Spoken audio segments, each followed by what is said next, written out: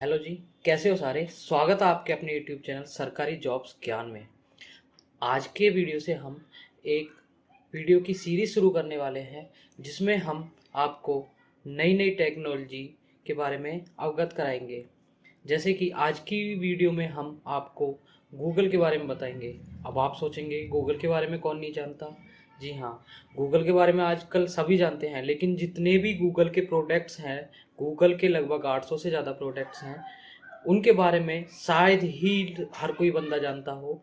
यानी कि उनके यूज़, गूगल के जितने भी प्रोडक्ट हैं उनका हम दैनिक जीवन में क्या क्या यूज कर सकते हैं, क्या क्या उनके फीचर्स हैं, उसके बारे में हर कोई बंदा नहीं जानता। तो आज की वीडियो की सीरीज से हम गूगल के जितने भी प्रोडक्ट हैं उनमें से जो उपयोगी प्रोडक्ट जो आपके लिए बहुत ज़्यादा उपयोगी हो सकते हैं उनके बारे में जानकारी देंगे। जैसे कि नॉर्मली लोग गूगल के किस किस को जानते हैं, गूगल सर्च के बारे में जानते हैं, लेकिन गूगल सर्च मात्र एकमात्र उसका एक प्रोडक्ट है जिससे हम कुछ भी, कोई भी जानकारी अगर गूगल सर्च में हम डालते हैं तो उसके बारे में हमें वो लिंक प्रोवाइड करता है उस जानकारी से रिलेटेड। तो उस लिंक पर हम क्लिक करके उस जानकारी से संबंधित किसी वेबसाइट पर हम जा सकते हैं। इसके अलावा गूगल के और प्रोडक्ट्स हैं, जैसे गूगल का जीमेल हो गया, गूगल डॉक्स हो गया, गूगल ड्राइव हो गया और आपका गूगल फोटोज़ हो गया। इनके बारे में नॉर्मली हर लोग जानते हैं, लेकिन काफ़ी सारे ऐसे प्रोडक्ट हैं कि जिनके बारे में आप लोग नहीं जानते होंगे और वो आपके जीवन में कितने उपयोगी हो सकते हैं उसके बारे में आप नहीं जानते होंगे। तो चलिए शुरू करते हैं आज का वीडियो और चलिए चलते हैं अपने कंप्यूटर की स्क्रीन पर। चलिए दोस्तों, तो हम आ चुके हैं अपने कंप्यूटर की स्क्रीन पर। जैसा कि आपके सामने गूगल का इंटरफेस खुल के सामने आया है, जैसे ही आप गूगल पर क्लिक करेंगे या फिर google.com या google.co.in या जो भी यूआरएल डालेंगे गूगल का, तो ये इंटरफेस खुलकर सामने आएगा। यहाँ पर आपको कॉर्नर में ये 9 डॉट्स दिखाई दे रही होंगी, इस पर आप क्लिक करेंगे तो गूगल की काफ़ी सारी ऐप्स, गूगल के काफ़ी सारे प्रोडक्ट्स आपको यहाँ पर खुलकर सामने आ जाएंगे। इसमें है जैसे कि सबसे पहले गूगल अकाउंट्स दे रखा है, ये आपका जो जीमेल का गूगल का जो अकाउंट है वो मैनेज करने के लिए यूज़ होता है। उसके बाद गूगल सर्च है, गूगल मैप है, यूट्यूब है, प्ले स्टोर है, Google news, Gmail, Google Meet हो गया, Google chat, contacts, drive, calendar, translate, photos, Duo, shopping, finance, doc, sheet, slides, books, Blogger, और ये काफ़ी सारे गूगल के प्रोडक्ट्स हैं। लेकिन आज के वीडियो में हम बात करने वाले हैं गूगल फॉर्म्स के बारे में। तो गूगल फॉर्म्स क्या है और इसका कैसे इस्तेमाल किया जा सकता है, क्या क्या इसके यूज हैं, और गूगल फॉर्म्स आप कैसे क्रिएट कर सकते हैं, अपना खुद का पर्सनल गूगल फॉर्म आप कैसे क्रिएट कर सकते हैं। तो चलते हैं गूगल फॉर्म्स पर। गूगल फॉर्म पर क्लिक करने के बाद आपको ये स्क्रीन खुलकर आएगी। यहाँ पर आपको दिखेगा कि काफ़ी सारे गूगल फॉर्म्स के टेम्पलेट्स दिखाई देंगे। ये हैं जैसे किसी आपको एक कम्युनिटी से या फिर आप ना किसी एक ग्रुप से आप कॉन्टैक्ट इन्फॉर्मेशन लेना चाहते हैं, तो उसके लिए अगर आप गूगल फॉर्म बनाएंगे तो उसके लिए एक टेम्पलेट है। कोई पार्टी इनविटेशन देना चाह रहे हो उसके लिए है। कोई टी शर्ट डिज़ाइन, अगर आपके अपने ग्रुप के लिए कोई टी शर्ट डिज़ाइन करना चाह रहे हो तो उसके लिए भी गूगल फॉर्म का टेम्पलेट है। ऐसे काफ़ी सारे टेम्पलेट्स यहाँ पर दिखाए गए हैं। तो आप अगर इनमें से आपको किसी भी तरीके से, मतलब इस तरीका का अगर आपको कोई गूगल फॉर्म बनाना है तो यहाँ से आप टेम्पलेट, किसी भी टेम्पलेट पर क्लिक करके अपने अकॉर्डिंग वो गूगल फॉर्म डिजाइन कर सकते हैं। जैसे कि मान लीजिए आपको कोई जॉब एप्लीकेशन लेनी है, तो उसके लिए आप यहाँ पर जॉब एप्लीकेशन का गूगल फॉर्म का टेम्पलेट दिया हुआ है। इसमें जो भी रिक्वायरमेंट मांगी हुई हैं, जो भी चीज़ें मांगी हुई हैं, उनको आप एडिट कर सकते हैं अपने अकॉर्डिंग। इनमें कोई भी ऐड कर सकते हैं, कोई भी आपकी इन्फॉर्मेशन की एडिशनल रिक्वायर्ड है वो ऐड कर सकते हैं, या इनमें से किसी इन्फॉर्मेशन की अगर आपको रिक्वायर्ड नहीं है तो उसको आप डिलीट भी कर सकते हैं। लेकिन हम आपको यहाँ बिल्कुल ब्लैंक गूगल फॉर्म बनाना सिखाएंगे। बिल्कुल इनिशियल स्टेज से आपको गूगल फॉर्म बनाना सिखाएंगे। तो हम ब्लैंक गूगल फॉर्म पर क्लिक करेंगे और सबसे पहले हम अपने फॉर्म का नाम देंगे। तो आज जो हम गूगल फॉर्म डिज़ाइन करेंगे तो वो डिज़ाइन करेंगे एक ट्यूशन क्लासेस के लिए, एडमिशन के लिए गूगल फॉर्म। मान लीजिए जैसे कि आप ना किसी जॉब की तैयारी कर रहे हैं और जॉब की तैयारी के साथ साथ आप एडिशनल ट्यूशन क्लासेस देना चाह रहे हैं, तो उसके लिए आप बच्चों से एप्लीकेशंस लेंगे। तो वो एप्लीकेशंस कैसे लेंगे, उसके लिए आप एक गूगल फॉर्म डिज़ाइन कर सकते हैं। मान लीजिए आप एसएससी के बच्चों की तैयारी कराने के लिए उनको एक ट्यूशन देना चाहते हैं, तो हम इसका नाम रख देते हैं एसएससी क्लासेस। एसएससी क्लासेस के नाम से हम ये गूगल फॉर्म का नाम रख देंगे। अब डिस्क्रिप्शन में, अब मान लीजिए डिस्क्रिप्शन में आप जो भी अपनी क्लासेस के बारे में जानकारी देना चाहते हैं तो वो आप डिस्क्रिप्शन में डाल देंगे। जैसे कि हम इस फील्ड में डिस्क्रिप्शन की जगह अपने ट्यूशन क्लासेस का मान लो एड्रेस डाल देंगे। तो एड्रेस डाल के हम कुछ भी यहाँ पर एड्रेस पेस्ट कर देंगे। जैसे कि यहाँ पर हमने एक सैम्पल एड्रेस डाल दिया है, यहाँ पर आप अपनी ट्यूशन क्लासेस का एड्रेस डाल सकते हैं। हम नेक्स्ट यहाँ पर हम पहला फील्ड ऐड करेंगे। सबसे पहले जो फील्ड आएगा वो हम लेंगे नेम का। तो मान लीजिए स्टूडेंट नेम या नेम डाल देंगे, सिंपल नेम डाल देते हैं। नेम हम शॉर्ट आंसर चूज करेंगे क्योंकि जो नेम आएगा वो शॉर्ट आंसर में आएगा। किसी का नेम ज़्यादा से ज़्यादा 20 करैक्टर का हो सकता है या फिर ऐसे ही, तो वो शॉर्ट आंसर में आएगा। तो यहाँ पर हम शॉर्ट आंसर करके अब इसको यहाँ देखिए कि यहाँ पर इसको हम रिक्वायर्ड कर देंगे। रिक्वायर्ड मतलब कि ये नेम मतलब कि बंदे का ये इस फॉर्म में जाने ही जाने चाहिए। जो हमारे रिक्वायर्ड फील्ड होंगे, जो हमें चाहिए ही चाहिए, तो इस टॉगल बटन को हम ऑन करके रखेंगे। इसके बाद हम अगर मान लो फादर नेम लेना चाहते हैं, फादर नाम ले लें, तो यहाँ पर हम नेक्स्ट फील्ड रखेंगे फादर नेम का।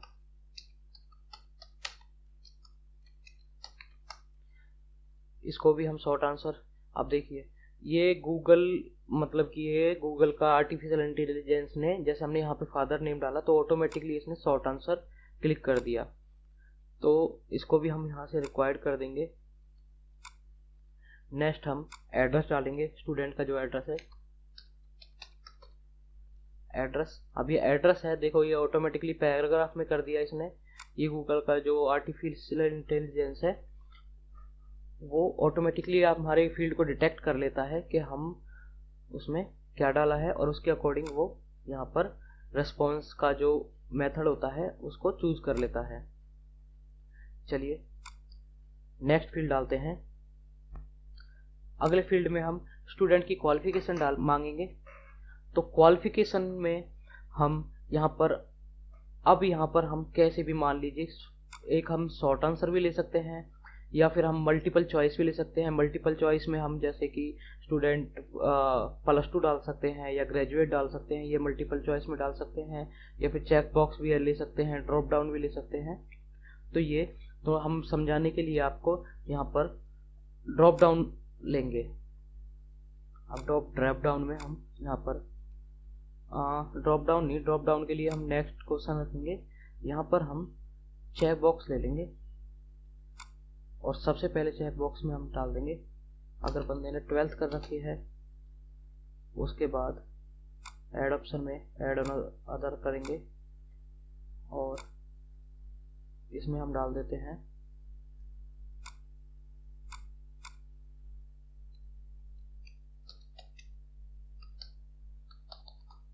ग्रेजुएशन।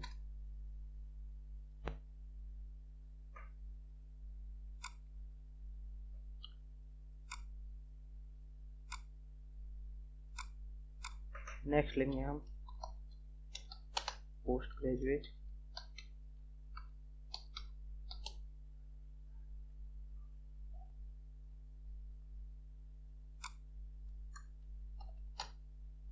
पोस्ट ग्रेजुएशन, बस यही फील्ड डालेंगे हम यहाँ पर फिलहाल अभी, और इसको भी हम रिक्वायर्ड कर देंगे।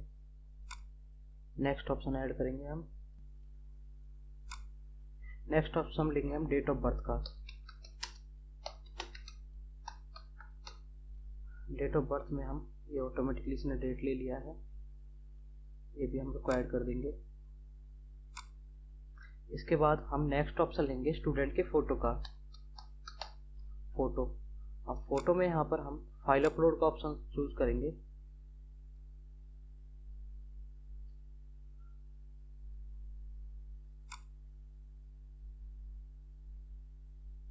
यहाँ पर आप स्टूडेंट अपना फोटो अपलोड कर सकता है और उसका हम मैक्सिमम साइज भी डाल देंगे कि कितने मैक्सिमम साइज, जैसे कि हम मान लो फोटो 1 MB तक का लेना चाहते हैं, 10 MB तक का लेना चाहते हैं, फिलहाल हम इसको 10 MB ही रहने देंगे। और कितनी फाइल अपलोड कर सकता है स्टूडेंट, तो फोटो ऑब्वियसली एक ही अपलोड करेगा, तो हम यहाँ पर एक पर क्लिक करेंगे। लेकिन आप जब भी अपने तरीके से गूगल फॉर्म बनाएंगे तो उसके अकॉर्डिंग आप यहाँ से इंक्रीज डिक्रीज कर सकते हो नंबर्स को।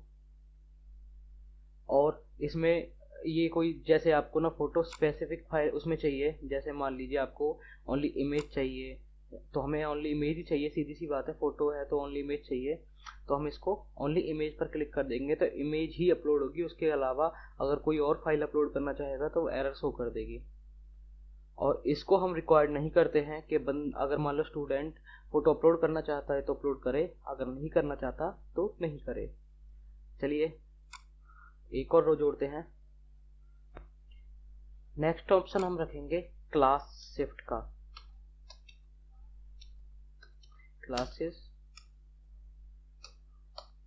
शिफ्ट, अब इसको हम रखेंगे, क्या भूल गए, इसको हम रखेंगे मल्टीपल चॉइस में हम मॉर्निंग, उसके बाद आफ्टरनून आ गया, इवनिंग ही रखते हैं, इवनिंग। 2 शिफ्ट हम डालेंगे यहाँ पर, मॉर्निंग और इवनिंग। अब इसको हम रिक्वायर्ड कर देंगे कि इसमें से सिर्फ एक ही ऑप्शन सेलेक्ट हो सकेगा कि स्टूडेंट मॉर्निंग शिफ्ट में क्लास लेना चाहता है या इवनिंग शिफ्ट में क्लास लेना चाहता है। इसके बाद हम नेक्स्ट ऑप्शन आपको ड्रॉप डाउन का एक सेलेक्ट करके दिखाएंगे। नेक्स्ट है कि स्टूडेंट, जैसे कि अपना कोविड चल रहा है तो इसमें हम 2 तरीके की क्लासेज रखेंगे, ऑनलाइन या ऑफलाइन। तो क्लास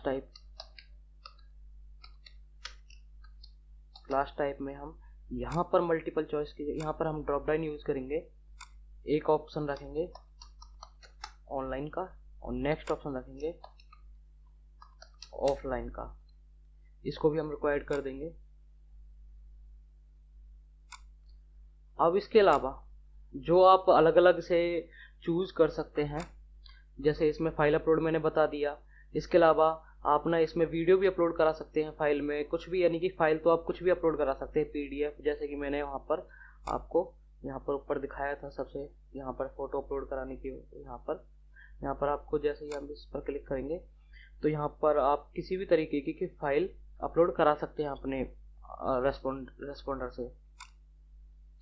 तो इस तरीके से आप कुछ भी ऑप्शन अपने अकॉर्डिंग ऐड कर सकते हैं। जैसे कि हम इस पर क्लिक करेंगे, इसमें काफ़ी सारी चीज़ें दी हुई हैं।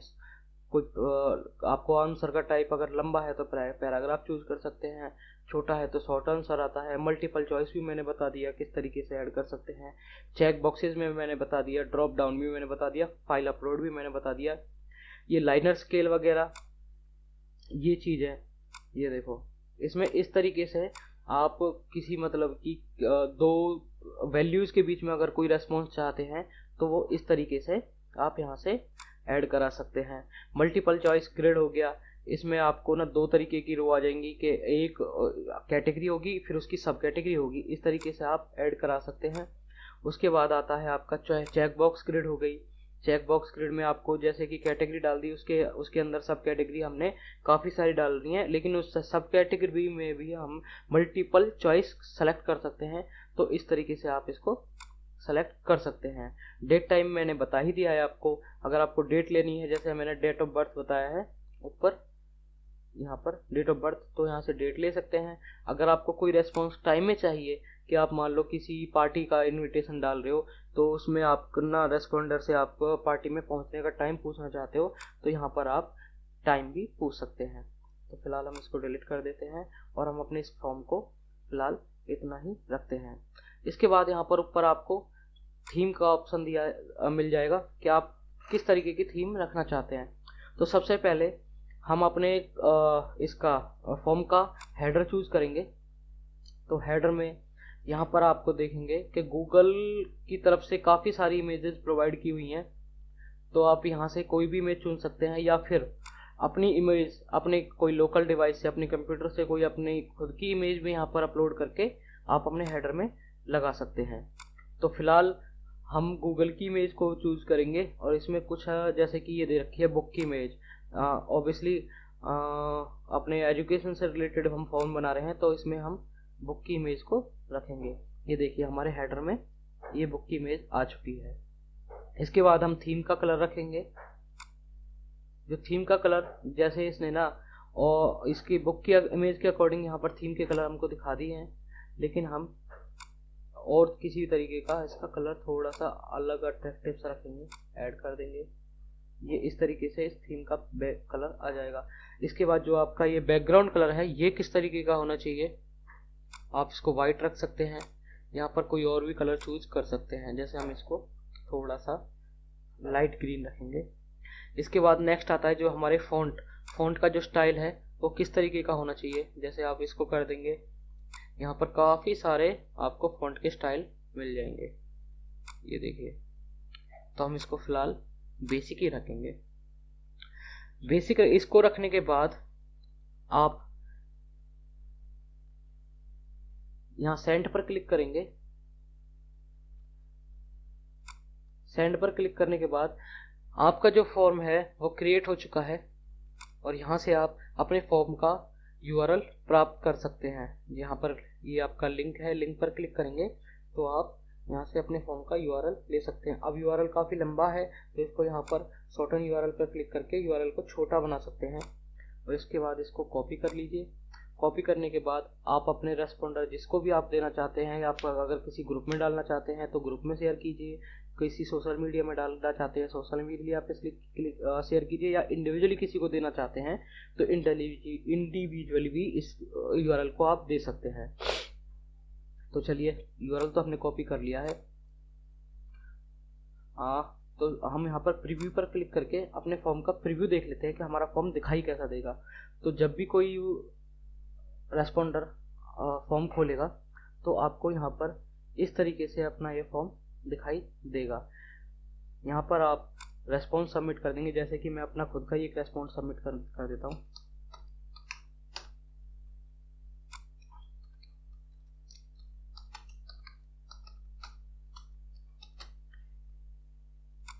इसके बाद में एड्रेस में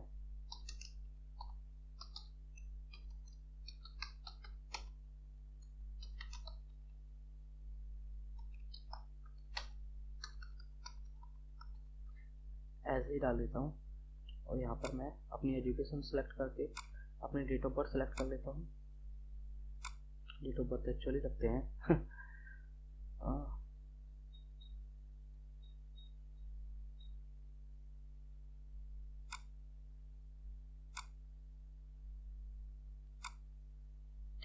फ़ोटो अभी मैं चूज़ नहीं करूँगा, आप अपना फ़ोटो भी चूज़ कर सकते हैं।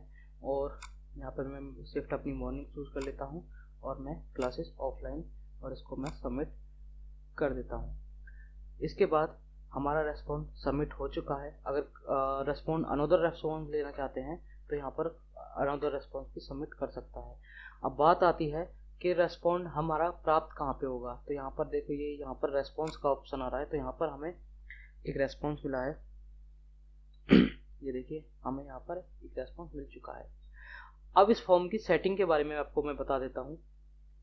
यहाँ पर सेटिंग पे आप क्लिक करेंगे तो आप मान लीजिए किसी एक ना क्विज बनाना चाहते हैं, तो इसको आप ऑन कर दीजिए। हमने एक क्विज नहीं बनाया है। अगर आप रेस्पोंडर की ईमेल आईडी कलेक्ट करना चाहते हैं तो यहाँ पर क्लिक कर दीजिए, आपको रेस्पोंडर की ईमेल आईडी कलेक्ट हो जाएगी। और यहाँ पर देखिए, जैसे ही रेस्पोंडर रेस्पॉन्स करेगा तो अगर आप इस पर वो ऑलवेज पर क्लिक करेंगे तो जो भी रेस्पोंडर ने रेस्पॉन्स दिया है तो उसकी मेल आईडी पर वो रेस्पॉन्स पहुंच जाएगा। यानी कि send responder A copy of their response. और अगर इसमें वेन रिक्वेस्टेड पर क्लिक करेंगे तो रेस्पॉन्स सबमिट होने के बाद उसमें पूछेगा कि आपको इसकी एक कॉपी चाहिए। अगर वो यस करेगा तो उसके पास उसकी कॉपी पहुंच जाएगी। तो हम फिलहाल इसको ऑलवेज पर क्लिक करते हैं कि ये रेस्पॉन्डर के पास क्या रेस्पॉन्स किया है, उसकी कॉपी जानी चाहिए।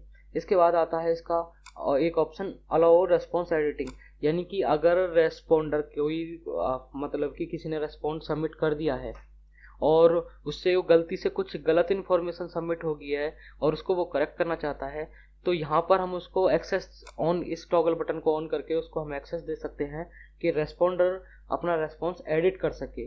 जो रेस्पॉन्स उसके मेल पर जाएगा उसके बाद वो उस रेस्पॉन्स को एडिट भी कर सकता है। उसके बाद limit to respond one response, यानी कि हम चाहते हैं कि एक रेस्पॉन्डर एक मेल आईडी से सिर्फ एक ही रेस्पॉन्स सबमिट करे, तो उसके लिए हम इस टॉगल बटन को ऑन कर देंगे। तो इससे क्या होगा कि रेस्पॉन्डर सिर्फ एक ही रेस्पॉन्स दे सकेगा। तो यहाँ पर हमारे केस में इसको ऑन करना ठीक रहेगा, क्योंकि हम एक स्टूडेंट से सिर्फ एक ही रेस्पॉन्स लेना चाहते हैं।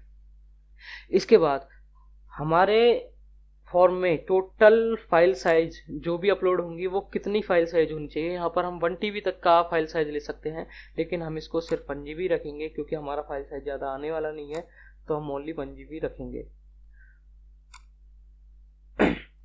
उसके बाद आता है नीचे प्रेजेंटेशन।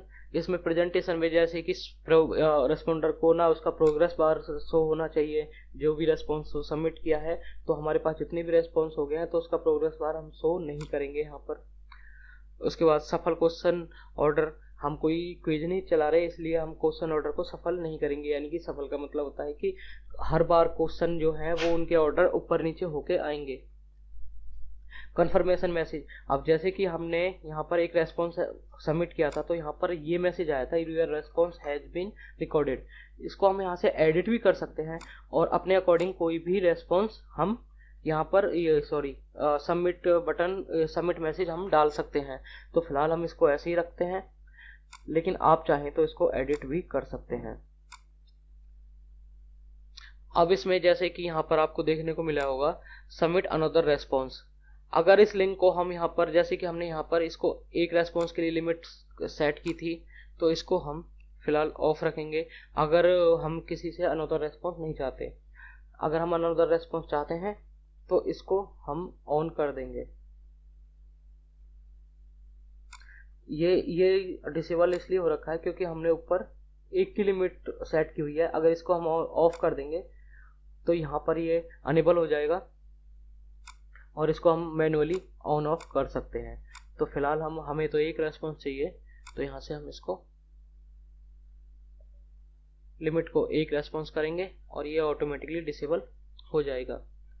इसके बाद आता है व्यू रिजल्ट समरी, उसको उसकी रिजल्ट की समरी दिखाई दे रेस्पॉन्डर को, तो यहाँ पर हम इसको ऑन कर सकते हैं, लेकिन हम अपने केस में इसको ऑफ रखेंगे।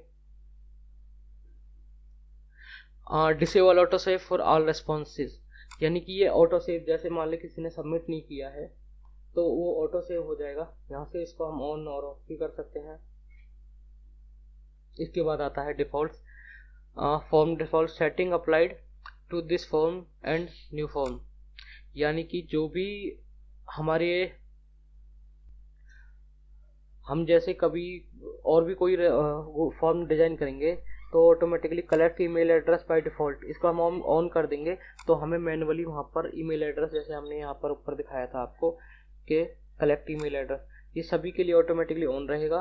लेकिन फिलहाल हम अभी इसको ऑफ करेंगे क्योंकि हम अपने अलग अलग रेस्पॉन्स का मैनुअली एडिट करेंगे। उसके बाद क्वेश्चंस में आएगा, क्वेश्चन डिफॉल्ट में make question record by default. अगर हम मान लो कोई क्विज बना रहे हैं तो उसमें तो बाय डिफॉल्ट सारे क्वेश्चन रिक्वायर्ड ही होंगे, लेकिन हम इसको अभी फिलहाल ऑफ रखेंगे क्योंकि जैसे कि हमने अभी अपने इसमें बनाया था तो हमने अपने वाले में ये फोटो वाला ये रिक्वायर्ड नहीं रखा था, लेकिन जैसे इस टॉगल बटन को हम ऑन कर देंगे तो ये ऑटोमेटिकली सभी क्वेश्चन के लिए बाय डिफॉल्ट रिक्वायर्ड हो जाएगा। तो ये थी हमारी सेटिंग, तो इसको हम मैनुअली आप अपने हिसाब से सेट कर सकते हैं। उसके बाद बात आती है हमारे रेस्पॉन्स की। तो सीधी सी बात है, ये तो एक रेस्पॉन्स दिख गया, लेकिन हो सकता है क्या होगा ही, जब हम गूगल फॉर्म बनाते हैं तो इसीलिए बनाते हैं कि हमारे पास काफ़ी सारे रेस्पॉन्स आएंगे, तो वो रेस्पॉन्स हमारे पास सैकड़ों की संख्या में भी हो सकते हैं, हजारों की संख्या में भी हो सकते हैं। तो हम इस तरीके से तो उन रेस्पॉन्स को मैनेज नहीं कर सकते। तो उसके लिए हम यहाँ पर एक एक्सेल की फाइल, जो जैसे गूगल की जो स्प्रेड शीट होती है, वो क्रिएट कर देते हैं। तो हम अपने फॉर्म के नाम से ही एक्सेल की फाइल बना लेते हैं। ओके, तो हम नई फाइल बना देंगे।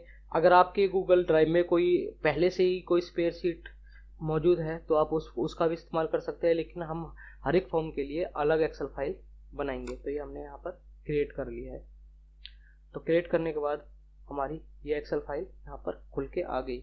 अब जितने भी आपके रेस्पॉन्स आएंगे वो आपको इस एक्सेल की फाइल में दिखाई देंगे, जिसमें जैसे अभी मैंने ना ये ईमेल एड्रेस बाय डिफॉल्ट यहाँ पर पहले जो पहला रेस्पॉन्स दिया था उसमें मैंने सेटिंग में पहले ऑन नहीं किया था, उसके बाद मैंने ऑन किया था। तो इसके बाद जो भी रेस्पॉन्स आएंगे तो ऑटोमेटिकली उनकी ये ईमेल आईडी यहाँ पर आपको शो हो जाएगी। तो रेस्पॉन्डर की ईमेल आईडी वो कलेक्ट कर लेगा ऑटोमेटिकली। यहाँ पर ये टाइम स्टैम्प है, इसका मतलब ये है कि जब भी रेस्पॉन्डर ने रेस्पॉन्ड डाला है तो उस डेट, उस टाइम, उसका टाइम और डेट दोनों आपको यहाँ पर दिखाई दे जाएंगे, ताकि आप अपने रेस्पॉन्ड को, जितने भी रेस्पॉन्स है उनको डेट वाइज या टाइम वाइज मैनेज कर सके। उसके बाद ये जो जितने भी हमारे क्वेश्चन थे हमने यहाँ पे डाले हुए थे रेस्पॉन्स में अपने एक फॉर्म में, तो ये इनकी कॉलम्स बन गए हैं जो कि आपको यहाँ पर दिखाई दे जाएंगे। और ऐसे जितने भी रेस्पॉन्स आएंगे वो इस सीट में नीचे आपको बढ़ते चले जाएंगे। तो मान लीजिए आपके पास हजारों की संख्या में रेस्पॉन्स आ गए हैं, तो उनको आप इजीली इस एक्सेल के थ्रू मैनेज कर सकते हैं। तो उम्मीद है आपको हमारा ये वीडियो पसंद आया होगा। अगर आपको हमारा ये वीडियो पसंद आया है तो हमारे चैनल को सब्सक्राइब कर दीजिए और वीडियो को लाइक कर दीजिए। ये जो आपको दिखाई दे रही है ये है गूगल की स्प्रेड शीट। इसके बारे में भी हम एक वीडियो बनाएंगे जिसका लिंक हम इस वीडियो के डिस्क्रिप्शन में दे देंगे। तो गूगल स्प्रेड शीट के बारे में भी आप अच्छे से जान जाएं, उसके लिए हमारे उस वीडियो को जरूर देखें। धन्यवाद।